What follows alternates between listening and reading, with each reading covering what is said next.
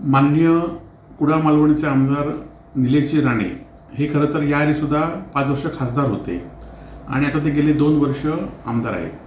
माझ्या माहितीप्रमाणे किंवा मी लोकप्रतिनिधी म्हणून काम करत असलेल्या त्यावेळच्या अनुभवानुसार एखादा वरिष्ठ स्तरावरचा अधिकाऱ्याची तक्रार आपण करायची असतील किंवा त्याच्या भ्रष्टाचाराची, त्याच्या कारभाराची, तर त्या खात्याच्या मंत्र्यांकडे प्रथम करावी लागते. म्हणजे जे सत्तेतले लोकप्रतिनिधी असतात ते त्या खात्याच्या मंत्र्यांकडे तक्रार करतात आणि तर मंत्री कारवाई नाही झाली तर त्या संदर्भात विधानसभेमध्ये किंवा आवाज उठवला जातो. परंतु निलेश राणे यांनी त्यांच्याच मित्रपक्षच्या महायुतीच्यामधून ते निवडून आले. त्या देवेंद्र फडणवीसांना दही बावकरांची पहिली तक्रार केली पाहिजे होती.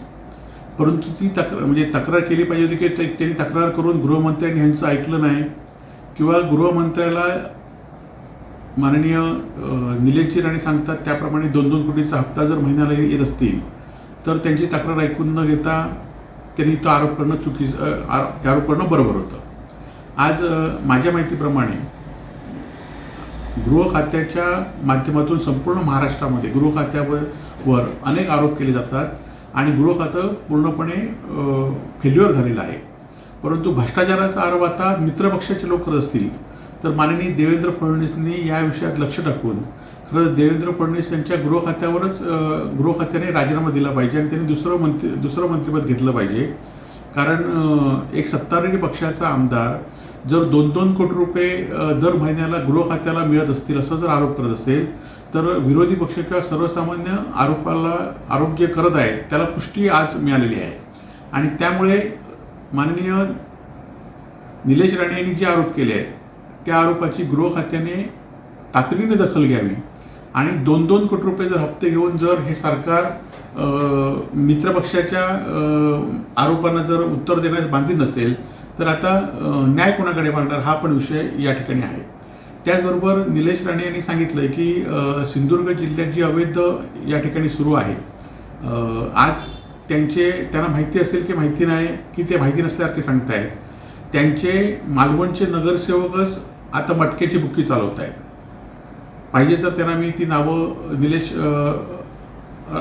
राणेंना मी ती नावं पण सांगेन आणि मालवणात कोणाला विचारला तर ती नावं माहिती आहेत. किती नगरसेवक एकत्र येऊन आता जी बुक्की बंद पडली होती दुर्दैवाने त्यांचं निधन झाल्यानंतर ही बुक्की काही लोकांनी ताब्यात घेतली आणि ते सगळे शिंदे गटाचे सदस्य आहेत आणि त्यामुळे त्यांच्यावर कारवाई आधी पहिले सांगितली पाहिजे किंवा त्यांच्यावर कारवाई करण्यासाठी पोलीस हप्ते मागत असतील म्हणून हा आरोप केला असेल हा पण प्रश्न आहे. आणि त्यामुळे खरं तर आज सिंधुदुर्ग जिल्ह्याची जी कायदा सुव्यवस्था आहे ती पूर्णपणे बिघडलेली आहे. खरं तर मी पण आमदार निलेश राणेंच्या व्यक्तिशः काय माझी भूमिका नसते परंतु उलट त्यांची माझ्या विरोधात व्यक्तिशः भूमिका असते. छत्रपती शिवाजी महाराजांचा पुतळा मीच पाडला, त्यांच्या कुटुंबानेच पाडला किंवा मी जे आंदोलन करतो काल LED विरुद्ध आम्ही आंदोलन केलं, महागाईच्या विरुद्ध आंदोलन केलं तर ह्यांचे कार्यकर्ते ताबडतोब त्या ठिकाणी जाऊन सांगतात की वैभव नाईकांवर गुन्हे नोंद करा. तुम्ही किती गुन्हे नोंद करा किंवा तुमचा विरोधी तुम्ही सत्तारूढ पक्षात असल्यामुळे किंवा माझ्या विरोध असल्यामुळे तुमचं ते काम आहे त्याबद्दल माझं काही म्हणणं नाही. त्याचबरोबर माझे दोन्ही भाऊ आहेत हे कणकवली शहरात सर्वाधिक मताधिक्याने निवडून आलेले आहेत आणि जर एवढा जरी त्यांच्या विजयामध्ये तुमचा हात असला तर त्यांना उद्या राजीनामा द्यायला लावेल. परंतु तुम्ही मात्र ज्या गृह खात्यावर आरोप करतायत, ज्या भाजपवर आरोप करतायत त्यांच्याचमुळे तुम्ही निवडून आलेले आहात आणि त्यामुळे तुम्ही त्यांच्यावर निवडून येऊन त्यांच्यावर आरोप करतायत. त्यामुळे तुम्ही खरं तर राजीनामा देऊन स्वतः निवडून येण्याची तुमची हिंमत पुन्हा असली पाहिजे. आणि त्यामुळे निलेशजी राणे तुम्ही सांगताय त्याप्रमाणे तुम्ही वागा, नाहीतर आज तुम्ही गृह खात्यावर आरोप केले खरं. आणि माझं पुन्हा एकदा म्हणणं आहे की तुमचं पोलीस संरक्षण कमी केलं आहे. तुमचं पोलीस संरक्षण कमी केल्यामुळेच ज्या 2-2 गाड्या तुम्ही आवाज घालून फिरत होता ते कमी केल्यामुळेच तुम्ही हे आरोप करताय असं माझं पुन्हा म्हणणं आहे.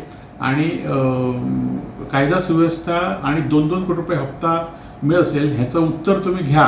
तोपर्यंत पत्रकार परिषद तुम्ही चालूच ठेवा पण त्याचं उत्तर तुम्ही घ्या आणि जनतेला तुम्ही सांगा.